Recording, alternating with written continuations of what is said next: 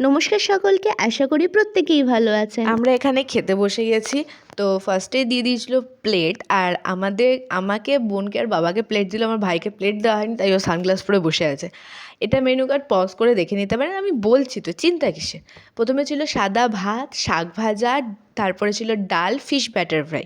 ডালটা লেবু দিয়ে চটকে খেয়ে নিলাম। তারপর ছিল মাছের কালিয়া, তারপরে ছিল পোলাও, আর আজকে সবথেকে বড় মূল আকর্ষণ সেটা হচ্ছে মাটন।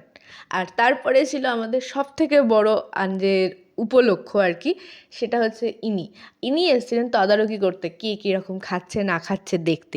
অনেক বড় দায়িত্ব ওনার। তো তারপরে আবার আমরা খাওয়াতে মন দিয়ে দিয়েছি। মাটনটা সত্যি খুব ভালো খেতে ছিল। আর যেহেতু আমি চাটনি পাঁপড় খাই না, তাই এই ভিডিওটা বাবার প্লেটের চাটনি পাঁপড়টা। তারপরে ছিল দুধ পুলি, সন্দেশ। তো আজকের খাবার এই পর্যন্ত।